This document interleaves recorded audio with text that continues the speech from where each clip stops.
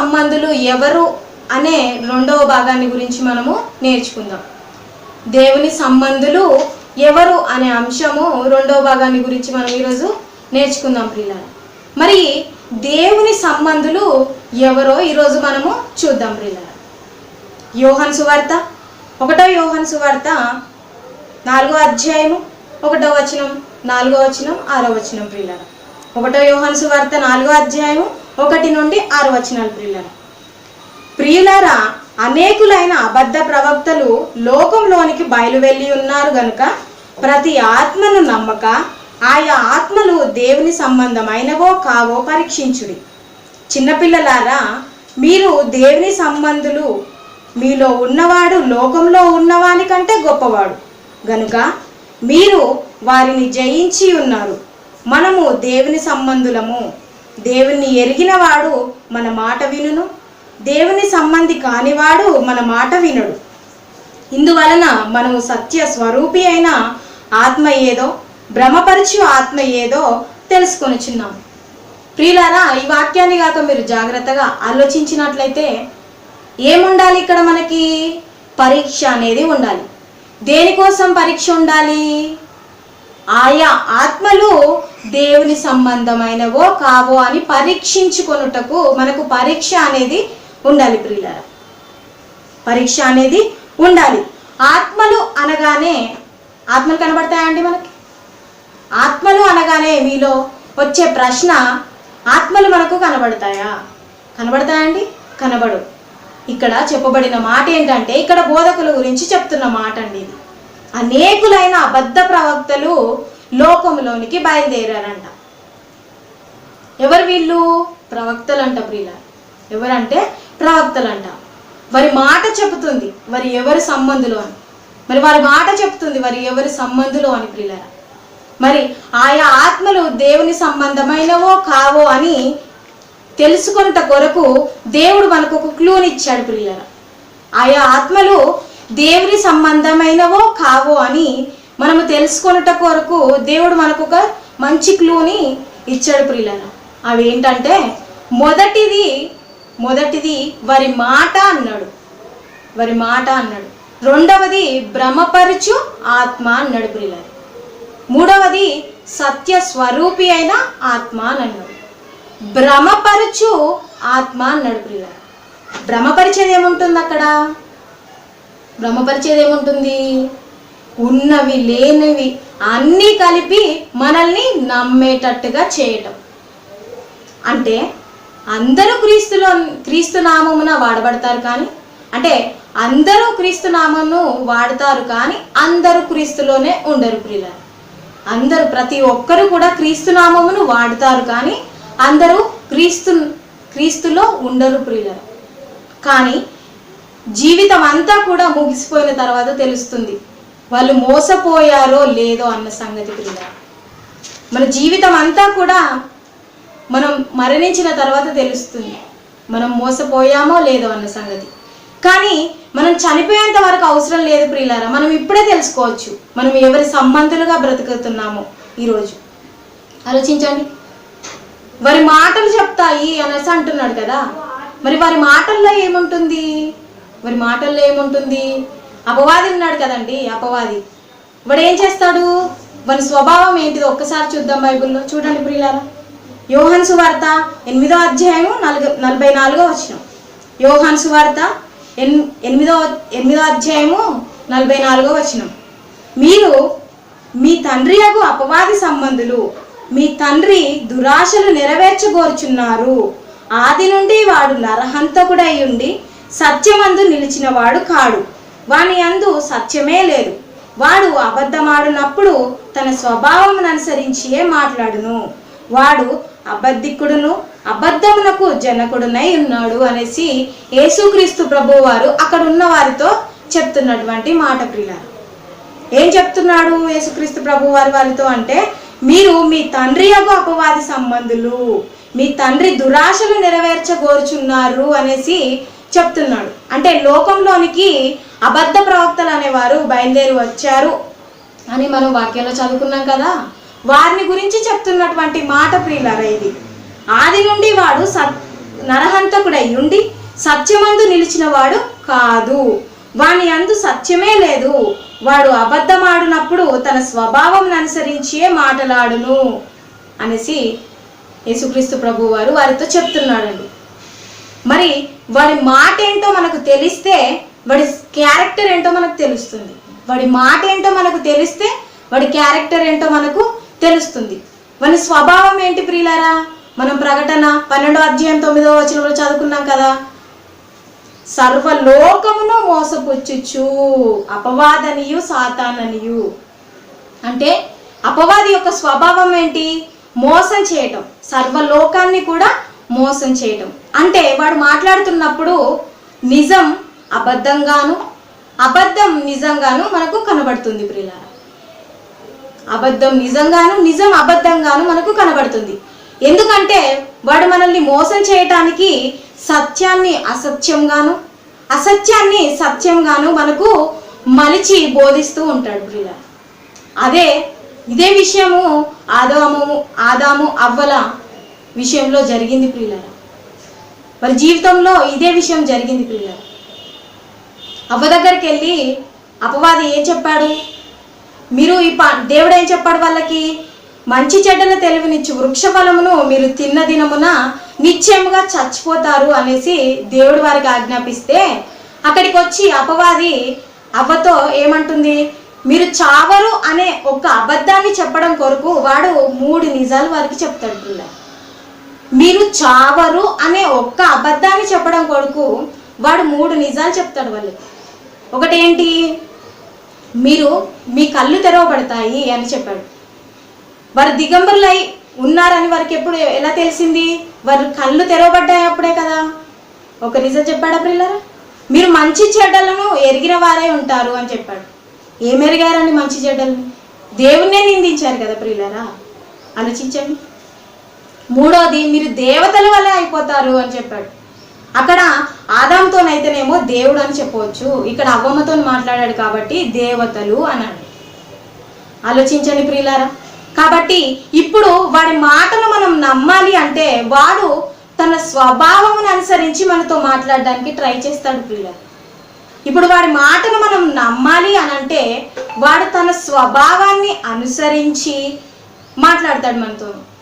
కాబట్టి మనము ఏది అపవాది సంబంధం, ఏది దేవుడి సంబంధం అని మనం పరీక్షించుకోవాలని బైబిల్లో దేవుడు చెప్తున్నాడు ప్రియులారా. తన వాక్యంలో మనకు చూపిస్తూ వస్తున్నాడు. ఆలోచించండి. మరి చావనే చావరు అని వాళ్ళకి ఒక్క అబద్ధాన్ని చెప్పడం కొరకు 3 నిజాలు అవ్వమ్మకి అపవాది చెప్పాడు ప్రియులారా. ఆలోచించండి. మరి ఉన్నవి లేనివి అన్నీ కలిపి మనకు బోధిస్తూ ఉంటాడు వాడు.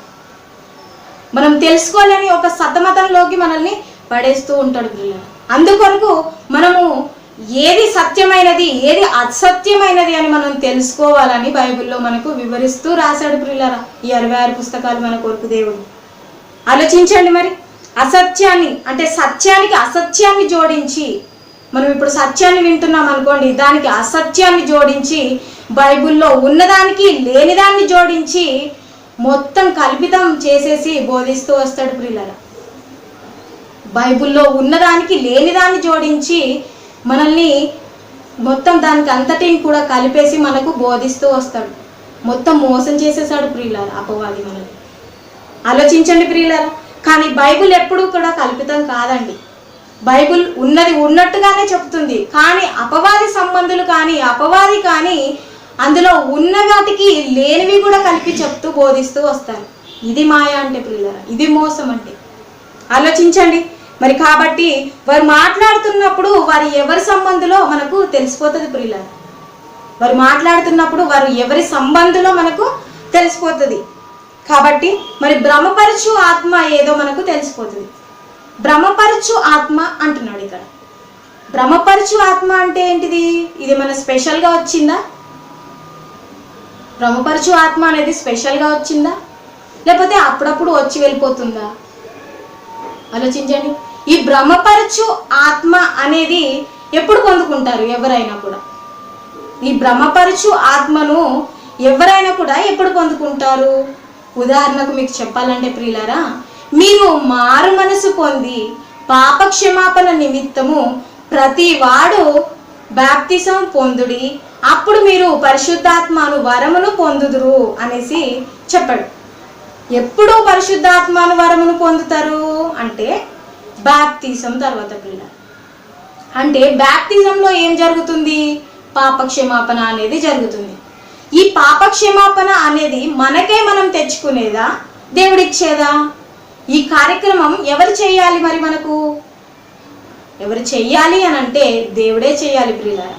మరి దేవుడు చెయ్యాలి పాపక్షమాపణని అంటే ఆయన చెప్పిన ఆజ్ఞ ప్రకారంగా, దేవుడు చెప్పిన ఆజ్ఞ ప్రకారంగా మనం బాప్తిసం పొంది ఉండాలి. అంటే రక్షణ సువార్తను విని ఉండాలి, మారు మనసును పొంది ఉండాలి. అలాగే యేసుక్రీస్తు ప్రభు వారు అంటే ఎవరో, తండ్రి అయిన దేవుడు అంటే ఏంటో, పరిశుద్ధాత్ముడు అంటే ఏంటో తెలుసుకున్న వారమై ఉండాలి పిల్లలు. అప్పుడు మన మనసు మారితే అప్పుడు మనకు పాపక్షమాపణ అనేది జరుగుతుంది ప్రియులారా. నీ పాపాన్ని గురించి నీవు పూర్తిగా ఒప్పించబడాలి బాప్తిజంలో. నీ పాపములను అన్నిటిని బట్టి కూడా నువ్వు పూర్తిగా ఒప్పించబడాలి బాప్తిజంలో. మరి ఇవేవి జరగకుండా నువ్వు ఈరోజు బాప్తిజం పొంది ఉన్నావా? ఎందుకు ప్రయోజనం? ఆలోచించండి ప్రియులారా. పాపక్షమాపణ జరగకపోయింది అనుకోండి, అప్పుడు ఏం జరుగుతుంది? పాపక్షమాపణ అనేది మన జీవితంలో జరగకపోతే ఏం జరుగుతుంది? పరిశుద్ధాత్ముడు మనలోనికి వస్తాడా ప్రియులారా? రాడు. మరి పరిశుద్ధాత్ముడు మనలోనికి రావాలి అంటే ఏం చేయాలి? పాపక్షమాపణ అనేది జరగాలి. మరి ఆ పాపక్షమాపణ అనేది జరగాలి అంటే దేవుడు చెప్పిన ఆర్డర్ ప్రకారంగా, అంటే దేవుడు చెప్పిన ఆజ్ఞ ప్రకారంగా రక్షణ సువార్తను విని ఉండాలి, మారు మనసును పొంది ఉండాలి, తండ్రిని యేసుక్రీస్తు ప్రభువాన్ని ఒప్పుకొనిన వారమై ఉండాలి ప్రియులారా. మన పాపములను ఒప్పుకొనిన వారమై ఉండాలి. ఈ రూల్ అయితే మనం ఎప్పుడైతే పాటించి బాప్టిజం తీసుకుంటామో అప్పుడు మనకు పాపక్షమాపణ అనేది జరుగుతుంది, పరిశుద్ధాత్ముడు మనలోనికి వస్తాడు ప్రియులారా. మరి ఈ పరిశుద్ధాత్మను వరమును మనం పొందుకోవాలంటే పాపక్షమాపణ అనేది మొదటిగా మనకు కలగాలి. అలాగే పరిశుద్ధాత్మను వరమును మనము కలిగి ఉండాలి ప్రియులారా. దేవుడు చెప్పిన ఆజ్ఞ ప్రకారంగా బాప్తిజం తీసుకున్న వాళ్ళకి మాత్రమే పాపక్షమాపణ అనేది జరుగుతుంది, పరిశుద్ధాత్మను వరము కలుగుతుంది ప్రియులారా. ఆలోచించండి. పరిశుద్ధాత్మను ఇవ్వాలంటే ఎవరు ఇవ్వాలి? తండ్రి అయిన దేవుడే ఇవ్వాలి, దేవుడే పంపించాలి. కాబట్టి ఆయన చెప్పిన రూల్ మనము పాటించాలి ప్రియులారా, పాటించాలి. ఆలోచించండి. మరి పాపక్షమాపణ అనేది జరగకపోతే ఇప్పుడు ఏం జరుగుతుందో తెలుసా? పాపక్షమాపణ అనేది మనలోకి జరగకపోతే, పరిశుద్ధాత్ముడు మనలోనికి రాకపోతే ఇప్పుడు ఏం జరుగుతుందంటే ప్రతిపక్ష నాయకుడు కూడా అక్కడికి వచ్చి ఉంటాడు బాప్తిజం తీసుకునే దగ్గరికి. మన పాపములను బట్టి మనం ఎప్పుడైతే బాప్తిజం అనే ద్వారా చచ్చిపోతామో, ఇప్పుడు మన కుటుంబంలో ఎవరైనా చనిపోయారు అనుకోండి, మన చుట్టాలందరూ వెళ్తారు, మన బంధువులు అందరూ వెళ్తారు, వాళ్ళకి తెలిసిన వాళ్ళందరూ కూడా ఆయన చనిపోయాడు పలానా ఆయన అని వెళ్తారు. అలాగే ఒక మనిషి తన పాపములను బట్టి బాప్తిజం అనే కార్యక్రమం ద్వారా చనిపోతున్నప్పుడు ప్రతిపక్ష నాయకుడు అంటే అపవాది కూడా అక్కడికి వచ్చి ఉంటాడు ప్రియులారా. వాడు ఏం చేస్తాడు? ఈ పరిశుద్ధాత్మను వరమును పొందుకొనని వారికి, పాపక్షమాపణ అనేది జరగని వారికి వాడు ఏం చేస్తాడంటే బ్రహ్మపరచు ఆత్మను ఇచ్చేస్తాడు ప్రియులారా. పాపక్షమాపణ అనేది జరగని వారికి, పరిశుద్ధాత్మను వరము పొందుకొని వారికి వాడు బ్రహ్మపరచు ఆత్మను ఇచ్చేస్తాడు ప్రియులారా. ఇచ్చేసి ఏమంటాడు? నువ్వు పరిశుద్ధుడు అయిపోయావు, నీ పాపములు కడగబడ్డాయి, నువ్వు నీతిమంతుడవు, నీకు పరలోకం అనేది గ్యారంటీ వెళ్ళిపోయింగా అనేసి చెప్పేస్తాడు. ఇదిగో ఇలాంటి మాటలను చెప్పేసి, ఇదిగో ఇలాంటి మాటలను బట్టి మనల్ని మోసం చేశాడు ప్రియులారా. మోసం చేసేసింది, అనేకులను మోసం చేసేసింది ప్రియులారా. ఆలోచించండి. మరి బ్రహ్మపరచు ఆత్మను కూడా మనం ఎప్పుడు పొందుకునే అవకాశం ఉంది? దీనిని బట్టి చూసుకుంటే, ఈ ఉదాహరణను బట్టి చూసుకుంటే పరిశుద్ధాత్మను పొందుకునే సమయంలోనే, ఆ బాప్టిజం సమయంలోనే ఈ బ్రహ్మపరచు ఆత్మను పొందుకునే అవకాశం ఉంది. ఎందువలన? పాపక్షమాపణ జరగకపోవడం వలన పిల్లలు. మరి ఈ బ్రహ్మపరచు ఆత్మను పొందుకున్నవాడు ఏం చేస్తాడు? ఇప్పుడు ఏం చేస్తాడు? మరి బ్రహ్మపరచు ఆత్మ ఎవరిది? అపవాదిది కదా, అపవాదిది అని చెప్తున్నాం కదా ప్రియులారా. మరి వాడి క్యారెక్టర్ ఏంటి? అబద్ధం ఆడటం, నరహత్య చేయడం. నరహత్య చేయడం అంటే ఒక సహోదరుడు ఇంకో సహోదరుని ప్రేమించకుండా శత్రు భావాన్ని కలిగి ఉండటం, అది నరహత్య చేయటం అవుతుంది పిల్లలు. ఇలాగా నరహత్య చేయటం, దురాశ, మోసం చేయటం వాడి యొక్క స్వభావం పిల్లలు. మరి ఆ భ్రమపరచు ఆత్మను ఇచ్చినప్పుడు వాళ్ళు కూడా, ఆ భ్రమపరచు ఆత్మను పొందుకున్న వాళ్ళు కూడా ఇలాంటి అలవాట్లను కలిగి ఉంటారు పిల్లలు. ఇలాంటి ప్రవర్తనలు కలిగి ఉంటారు. అబద్ధం ఆడటం ఒకటి, రెండవది నరహత్య చేయటం, సహోదరుల ప్రేమ లేకపోవటం, ఇంకొకటి దురాశ కలిగి ఉండటం, ఇంకోటి మోసం చేయటం పిల్లలు. మరి మన కన్న తండ్రి దేవునికి మనల్ని కాకుండా చేసి, మన కన్న తండ్రి అయిన దేవునికి మనల్ని కాకుండా చేసి, మరి ఆయన ఆజ్ఞలను మనకు వ్యతిరేకంగా మలచి భ్రమపరచు ఆత్మను మనలోనికి పంపించి వాడు మనల్ని మోసం చేశాడు ప్రియులారా. ఆలోచించండి. మన కన్న తండ్రికి మనల్ని దూరం చేసేసి భ్రమపరచు ఆత్మను మనకి ఇచ్చేసి, మన లోపలికి ఇచ్చేసి వాడు మనల్ని మోసం చేశాడండి. ఆలోచించండి మరి. కాబట్టి భ్రమపరచు ఆత్మను పంపించి మనల్ని మోసం చేశాడు. అలా మోసం చేసిన వారిలో కొందరున్నారా? అనేకులు ఉన్నారా ప్రియులారా? ఏం చెప్తుంది బైబిలు? అనేకులు అంటున్నాడు. ఆలోచించండి. అనేకులు ఉన్నారంట. సర్వలోకమును మోసపుచ్చేశాడు. ఆలోచించండి ప్రియులారా. మరి ఇప్పుడు మనం ఎవరి సంబంధాలుగా ఉన్నాము? ఈ వాక్యాన్ని బట్టి అర్థమైపోతుంది కదా ప్రియులారా, అర్థమైపోతుంది కదా. ఒక చక్కటి వాక్యాన్ని చూపిస్తాను చూడండి. 1 యోహాను 2వ అధ్యాయము 18వ వచనం. 1 యోహాను 2వ అధ్యాయము 18వ వచనం. చిన్నపిల్లలారా, ఇది కడవరి గడియ, క్రీస్తు విరోధి వచ్చునని వింటిరి కదా. ఇప్పుడును అనేకులైన క్రీస్తు విరోధులు బయలుదేరి ఉన్నారు. ఇది కడవరి గడియ అని దీని చేత తెలుసుకొనిచున్నాము అనేసి అపోస్తులు చెప్తూ వస్తున్నారు. మొదటి సంఘం కట్టబడింది కదా, స్థాపించబడింది కదా. 40-50 ఏండ్ల నుంచి అనేకులైన క్రీస్తు విరోధులు లోకంలోనికి బయలుదేరి వచ్చారంట ప్రియులారా. ఆలోచించండి ప్రియులారా. అనేకులైన క్రీస్తు విరోధులు లోకంలోనికి బయలుదేరారంట. ఇక దీన్ని బట్టి మనం తెలుసుకోవచ్చు కదా ప్రియులారా, వారి మాట, వారి ప్రవర్తన, వారి స్వభావాన్ని బట్టి వారి ఎవరి సంబంధులు అని.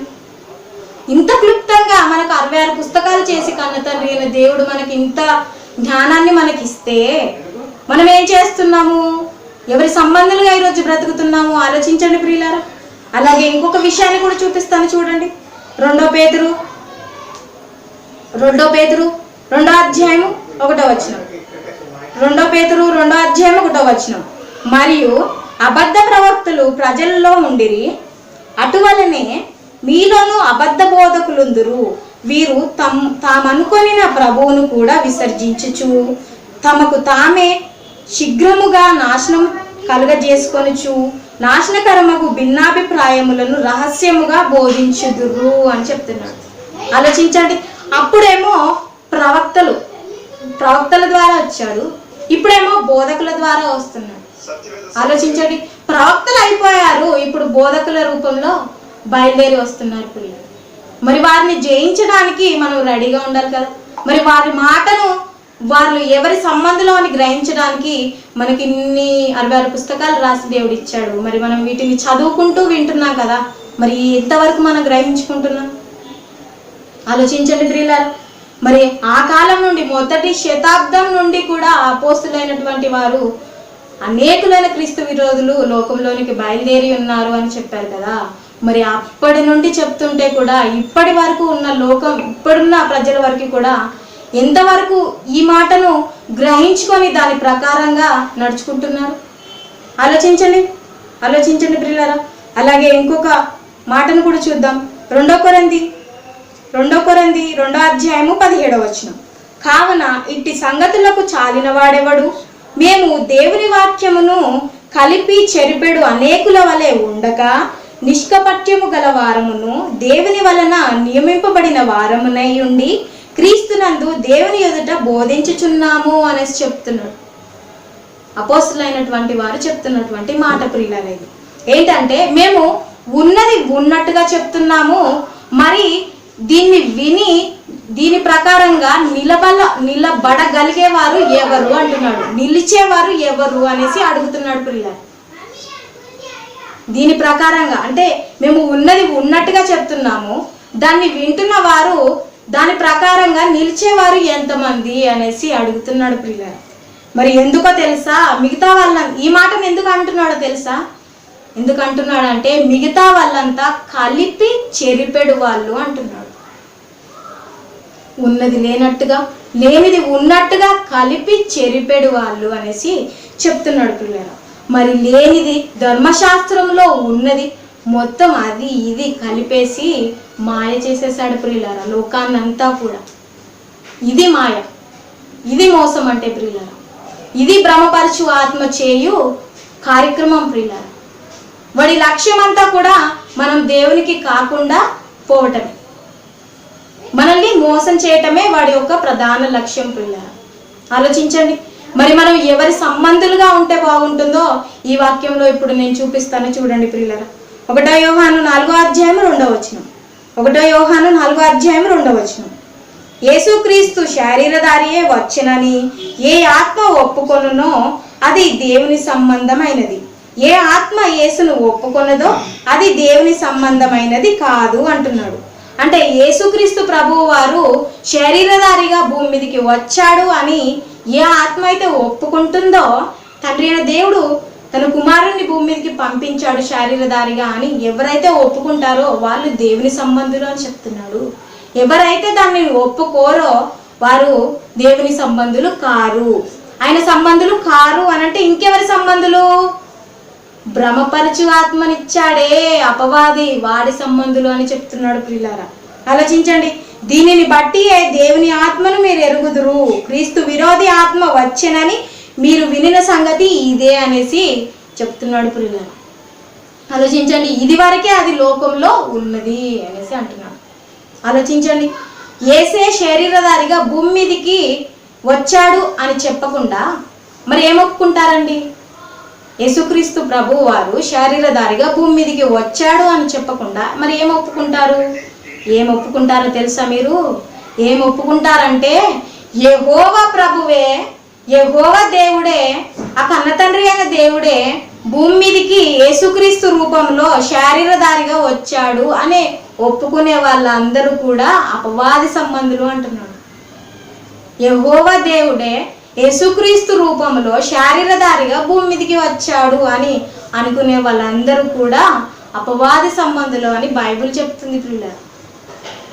ఆలోచించండి. మరి అంటే లోకం పుట్టక ముందు నుంచే కన్నతండ్రి అయిన దేవుడు ఉన్నాడు, అలాగే యేసుక్రీస్తు ప్రభువు ఉన్నాడు, పరిశుద్ధాత్ముడు ఉన్నాడు అని బైబిల్ చెప్తుంటే మరి ఈ వాస్తవాన్ని వదిలేసి మనం ఏం చెప్తున్నాము? యేసుక్రీస్తే తండ్రి, యేసుక్రీస్తే పరిశుద్ధాత్ముడు, యేసుక్రీస్తే అన్ని, నిన్న నేడు ఒకటే రీతిగా ఉన్నవాడు, ముగ్గురు ఒక్కడే, అంతా కూడా ఒక్కడే దేవుడు అన్న విధంగా బోధించుచూ వస్తున్నారంటే ఎంతవరకు వాస్తవాన్ని బోధిస్తున్నారు? ఆలోచించండి. వారి మాటలు చెప్పటం లేదా? వారి స్వభావం చెప్పటం లేదా ప్రియులారా? వాళ్ళు అబద్ధ బోధకులు అని ఆలోచించండి.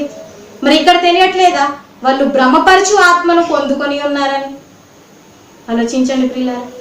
మరి ఇన్ని విషయాలు మనం చదువుకుంటూ నేర్చుకుంటున్నాం కదా, మరి ఇప్పుడైనా మన మనసులు మారుతాయంటారా? ఆలోచించండి.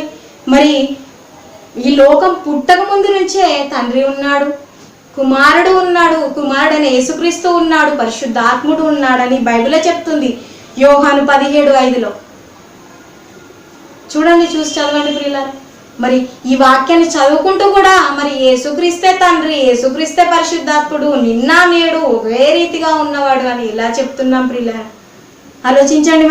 మరి ఇంతవరకు అపవాది క్యారెక్టర్ ఏంటో చూసాము, వాడు ఎలా మోసపరుస్తాడో మనుషులని, వాడి స్వభావం ఏంటో, వాడి క్యారెక్టర్ ఏంటో చూసాము. మరి ఇప్పుడు మన తండ్రి అయిన దేవుడి క్యారెక్టర్ కూడా చూడాలి కదా, తెలుసుకుందామా ప్రియులారా? చూడండి ఒకసారి. 2 సాముయేలు 7వ అధ్యాయము 28వ వచనం. 2 సాముయేలు 7వ అధ్యాయము 28వ వచనం. యెహోవా నా ప్రభువ, మేలు దయచేయుదునని నీవు నీ దాసుడనైన నాకు సెలవిచ్చుచున్నావే, నీవు దేవుడవు గనక నీ మాట సత్యము అంటున్నాడు. మరి మనకు మేలు చేయడం ప్రతి ఒక్కటి కూడా దేవుడు వంతు ప్రియులారా. ఆయన సత్యవంతు నిలబడిన వాడు. ఆయన ఎదుట అసత్యం ఉండదు ప్రియులారా. నీతిని అనుసరించేవాడు ఆయన. అవినీతి అనేది ఆయన దగ్గర ఉండదు ప్రియులారా.